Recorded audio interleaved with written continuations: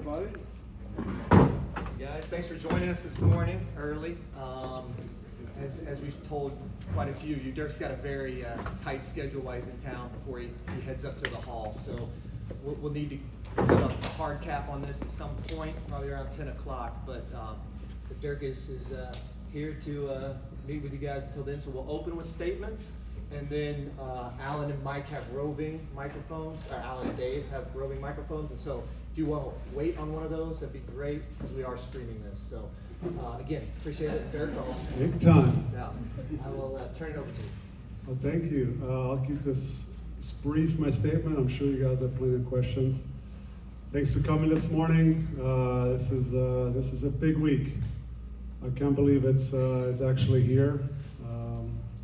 You know, you hear so much about whatever people say you're first ballot and you go in the Hall of Fame, and you're kind of just shrugging it off as a great compliment. And now we're actually here. It feels super surreal, and I'm excited, but also, of course, a little anxious and nervous for this weekend. We just got back from our travels last weekend. It's a couple busy days, and I'm already going up to the hall tomorrow. Got some stuff already coming up Thursday, so can't wait to go, and it'll be an exciting weekend with plenty of friends and family flying in from all over the world. So we're looking forward to a great time. So thank you guys for coming this morning.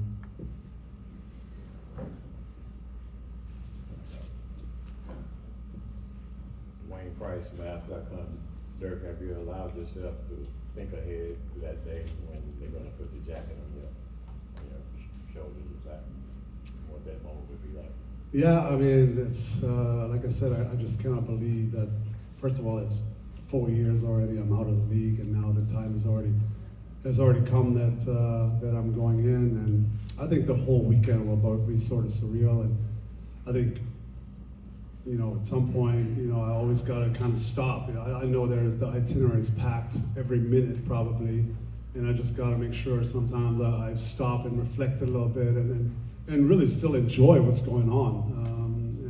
Even, you know, obviously when the speech on Saturday, I want to get up there, but still enjoy and not be too nervous that I really can't enjoy the magnitude of this moment. So it's going to be fun. So we're getting the jackets obviously Friday night in the ring, and then the induction ceremony is then Saturday night. So I mean the whole thing will be unbelievable, going in with an incredible class, with people obviously that I've known and competed against for a long time. So I'm looking forward to it.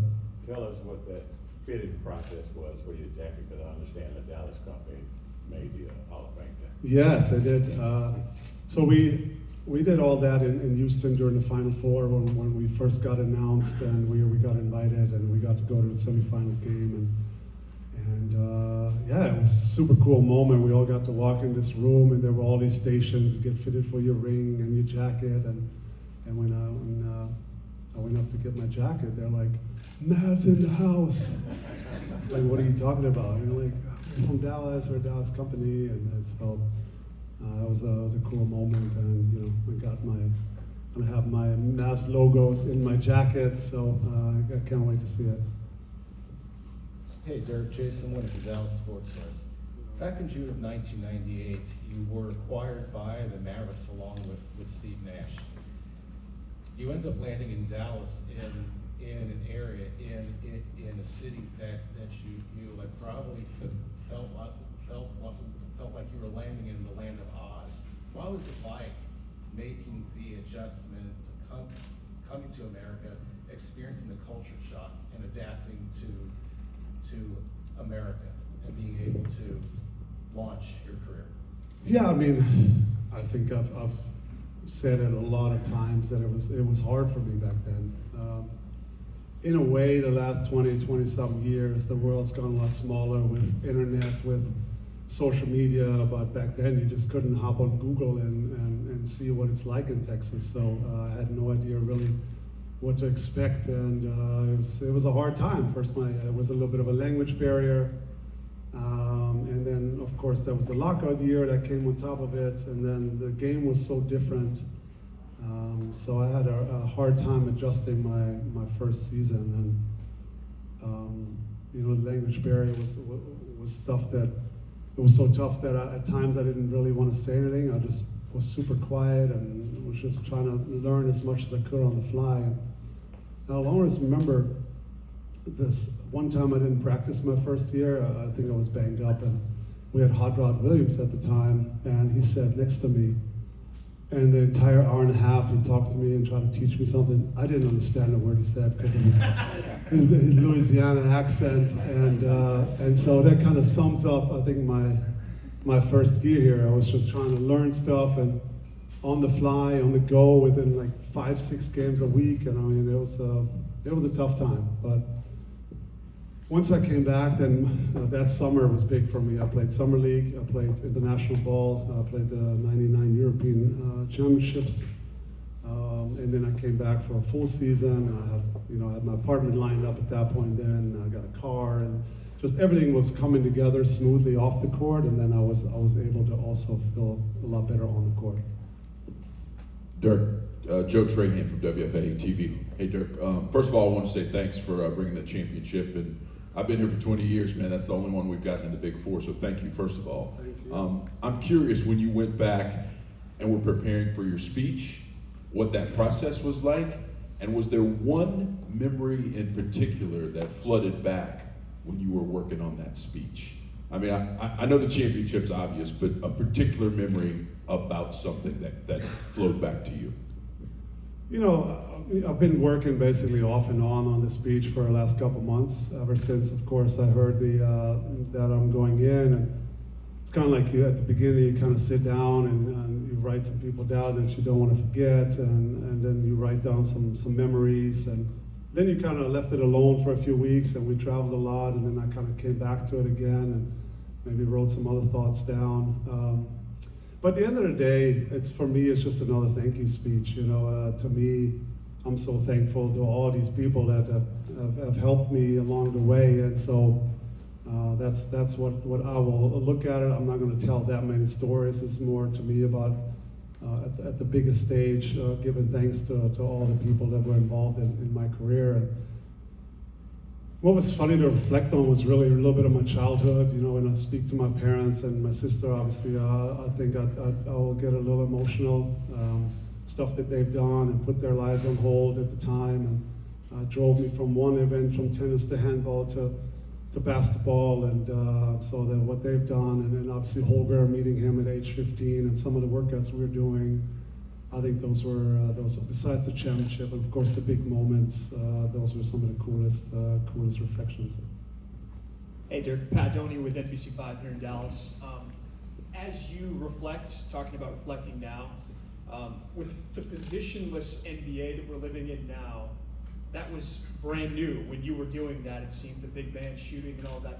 Can you just speak to how challenging that was, being different in that way at that time? And your sense of pride now when you look around the NBA, you see big men shooting threes all the time now in today's game.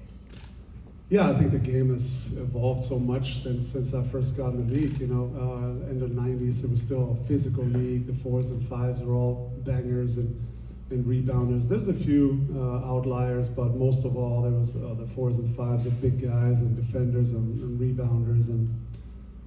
And I was sort of came in at the right time, I think, when the league was just changing. The NBA was a little tired of, the 70 to 80 score and Knicks Miami physical series, a lot of holding, pushing, and so I think they wanted to get away from some of the physical play. They got rid of the hand check and all that. Obviously, saying all that sort of played right into my hands. I was a guy that loved to face up, be outside, play with. More on the perimeter than banging with the big guys, and then of course I think Nelly helped. Of course, I think if I would have gone to another team, maybe they would have bulked me up, maybe would have stuck me under the basket for to play closer to the basket. But Nelly he just saw the game different. Always has. He was a mismatch master. And he wanted me to shoot. He encouraged me to play my style. I always say that there weren't a lot of coaches at the time that wanted a 7-footer dribbling the ball up at times and shooting pull-up threes. But that was his style, and so I do owe him a lot of how the whole thing started off. So he was huge for me, and so those were the good old days. This sort of the game was changing, and it was more of a passing game, shooting skill set over physicality, and that sort of played in my hands, and certainly then in all the European bigs that came along, and then Powell, of course, is going in now with me. That style, that complete more passing game, and lots of pick and rolls is where the league went, and that's sort of what we grew up with. So that kind of fit right into our style. The Basketball Hall of Fame is not just the NBA, but basketball all across the world. Have you thought back to some of your times with the German national team? Can you explain what that meant to you, being able to play for them, and any memories that? Yeah, my two biggest dreams were always winning the NBA championship and playing the Olympic Games one time, and so I got to, of course, achieve both of these dreams. It was a great ride also with international basketball. I represented Germany ever since I can remember. I mean, I was playing junior national team at age 14, 15. We're traveling through Europe, playing other countries where I always say that some of my classmates had never left my hometown. So I'm very thankful to the German Basketball Federation and the ride that I've been on with them, and we've had some great success. I've been able to travel the world and then carry the flag in the Beijing 2008 Olympics, which is still one of the best moments of my career, and I'll never forget for the rest of my life. So it's been also an incredible ride with the German team and with the teammates, and some of the federation guys are still the same from when I played or when I started, and so it's been a great ride as well, and I can't thank those guys enough. Hey Dirk, Mike Ducey, Fox 4, congratulations. How much does it mean to you to go into the Hall of Fame having played for just one franchise in the NBA, and was there a time where you thought you might end up with another franchise? It means, of course, a lot to me that it worked out that way, but of course I had no idea that it was going to play out like this at the beginning. I mean, when I got here, I had no idea.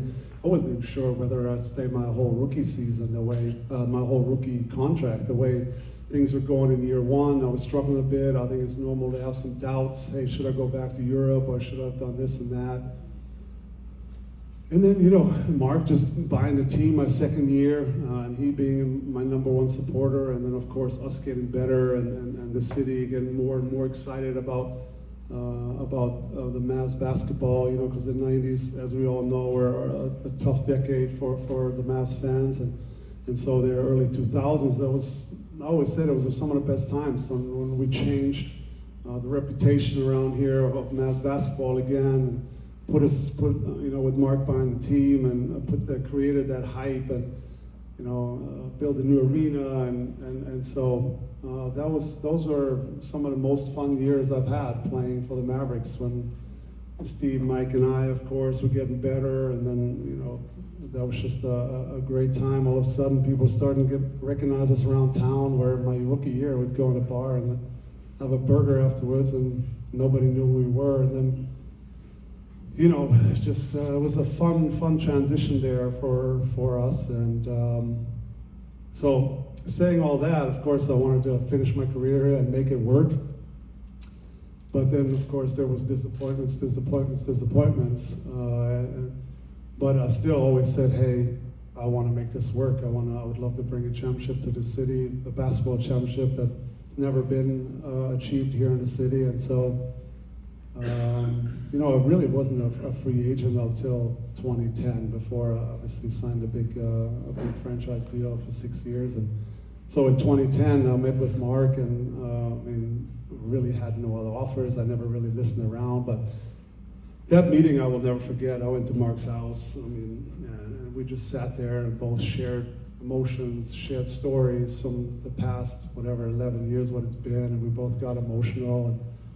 And I basically told him, listen, I want to be here, you want me to be here, let's get this done. And then I ended up, of course, staying, and then we won the championship in year one of that 4-year contract. So that was also a special time. And once we had won the championship, I knew I was going to retire here. That would have been the only reason at the end of my career to go somewhere to maybe chase a ring or win one somewhere else. But since we had achieved that goal, I knew I wanted to retire here. Hey Dirk, congrats on the Hall of Fame. You kind of talk a little bit about how the early parts of your career were pretty rough for you, and now fast forward 20-something years, and you know there's been so much outward appreciation, not only for what you've meant to the city of Dallas, but also to the game of basketball. Like the last 4 years since you retired, has it at all sunk into you, like how much you've meant to so many people, or is it still kind of surreal? It's still a little surreal, but it's still amazing. I mean, especially when I was fresh out and I just had retired, and when I moved around the city, how many people came up to me and said, you know, they appreciated me for what I've done, and might have gotten them through some tough times in their lives, and just by playing a simple sport that, of course, meant a lot to me. And now I'm still traveling the world, and people approach me all the time, and are like, appreciate what you've done and played your heart out for 2 decades, and that of course means a lot. But you know, the smaller kids don't recognize me anymore now, so I'm already out for 5 years. There's other guys that are hotter, but usually the parents they'll still recognize me. But the young kids, they're like, who's the big guy? And then the parents are like, don't you know that's Dirk Nowitzki? I don't. So no, it's been incredible feedback all over the world, and I'm enjoying it a lot. Hey Dirk, it's Jessica from Valley Sports. Hi, congrats. But I have a question. We talk about the big moments in championship, 30,000 points, 50-point games. When you look back at your career, any memorable moments for you that weren't the big milestones? Any games that like stick out of your performances that may not have been the flashiest ones that you're like, I played a damn good game. I mean, yeah, there were really too many to remember. I think some of the playoff runs were the most fun. I always say that it's to have a long playoff run is super tough. You know, you don't sleep much. The pressure's always on. You want to always keep the momentum. You want to always win. And if you lose, you can't sleep. But that's also why we play, and that's what it's all about. So some of these amazing long runs, even though at the end we didn't win it all, were some of the best times in those playoffs. Every day you come in, you prepare, you change a little bit of the game plan, you go out the next night against the same team, and you go at it. And that's some of the best time when the best players shine. And I really enjoyed playoff time. And so if we were able and lucky to, obviously we had a stretch there, I think we made it 10 years straight. And those were some of the most fun memories. But there's not really one game, obviously. If I think about it, when I had my career high here at home against Houston, which was an incredible game with T-Mac being hot. And there's little games along the way that obviously were super cool, super fun to be a part of. But I mean, how many games did I play? 1,500 or something insane? I mean, it's too many to remember. Dirk, I think when we were talking last week, you said your kids are 10, 8, and 6.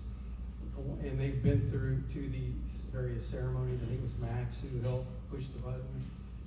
I wonder if there was any funny or interesting stories or things they've said after or during one of these ceremonies, or driving past your statue, or on your street, anything like that. Yeah, I think the whole thing is still surreal for them too. I don't think they really understand what I've really done.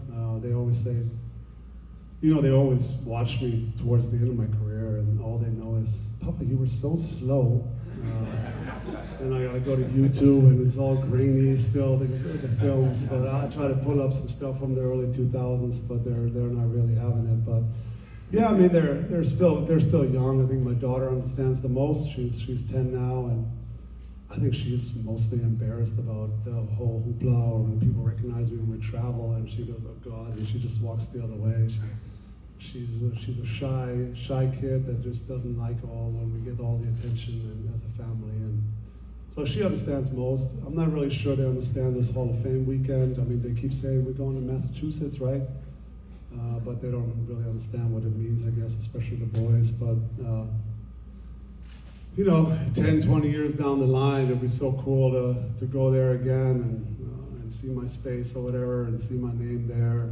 That's something, of course, I look forward to. Maybe grandkids at some point, when it gets to that point, and take them there. I mean, that'll be a super emotional, but also proud moment when it gets to that spot.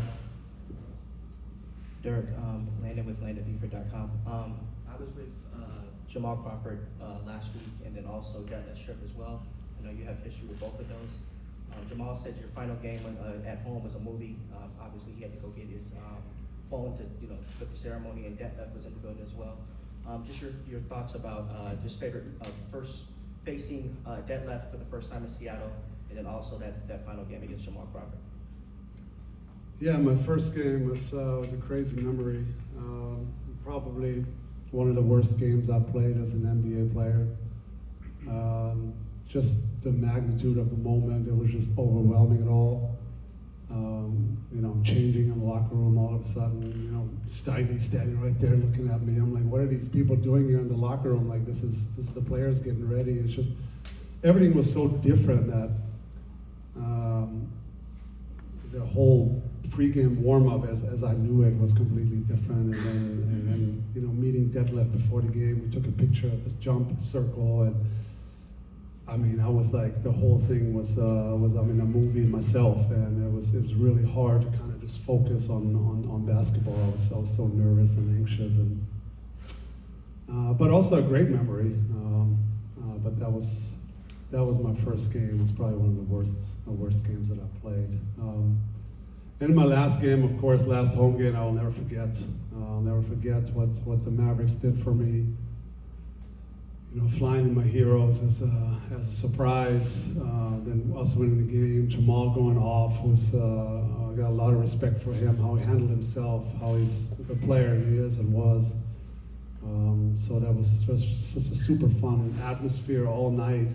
Every time I touched the ball, I felt like I felt the excitement, and then of course the ceremony after, and so that's a game that I will never forget for the rest of my life. Hey Dirk, Landon Thomas, Mavs Fans for Life.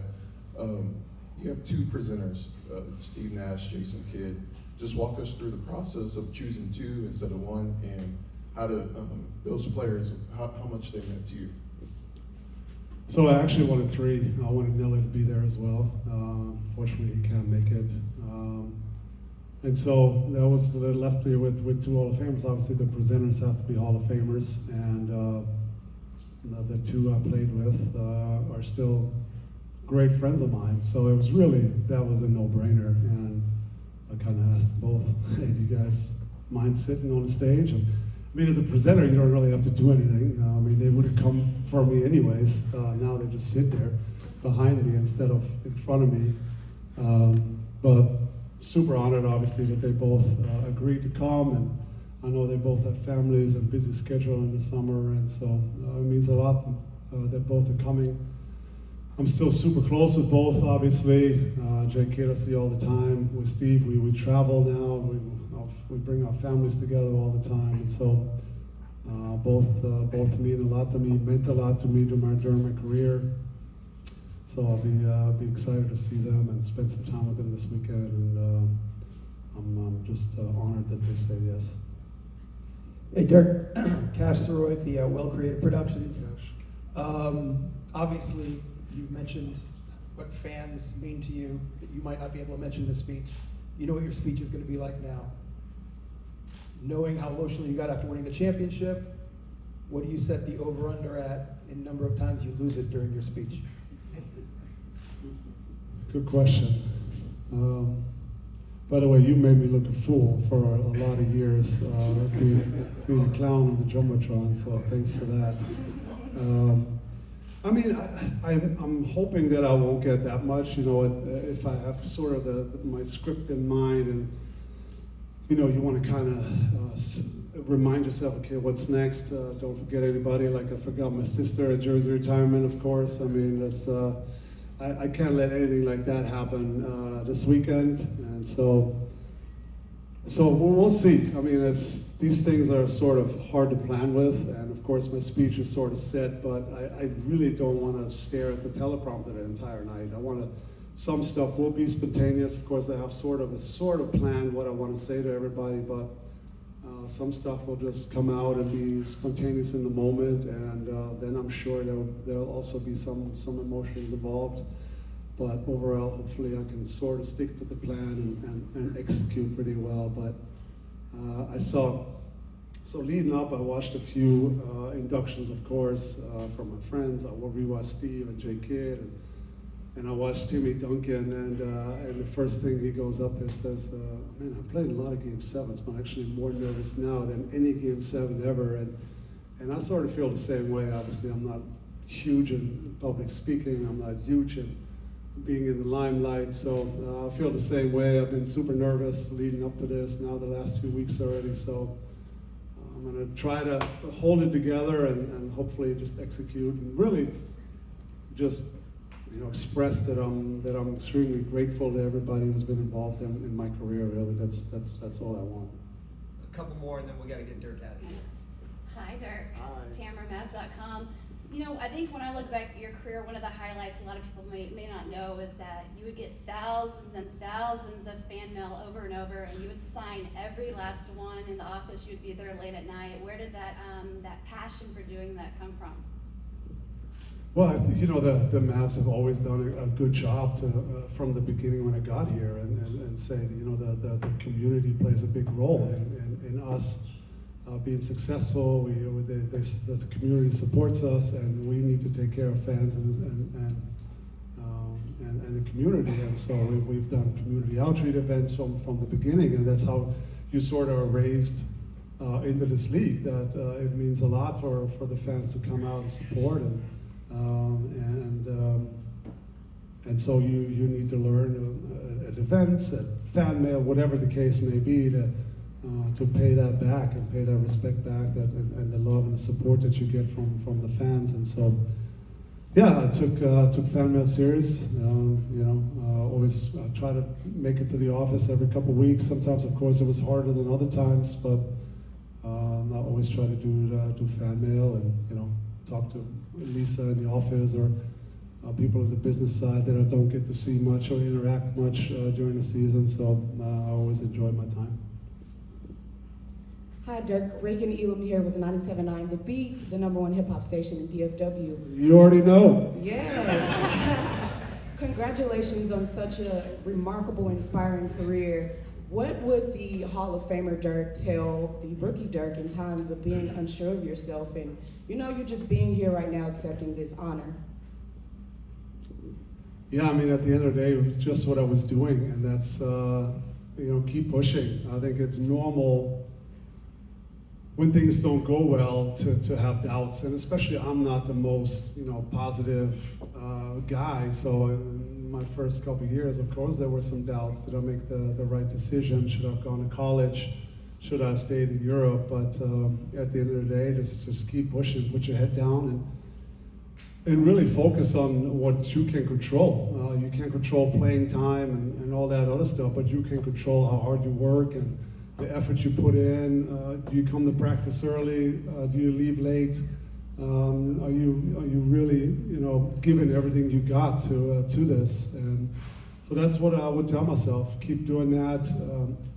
Keep your work ethic and work through the hard times. When you struggle, you go back to the gym and you try to find your way, and that's what I always try to do. And that's the only way really I knew how to get through tough times, and that would be my advice even now.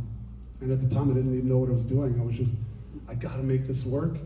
And I go back to the gym, and now obviously that was my coping mechanism of just working hard and trying to make it work. Dirk, thank you.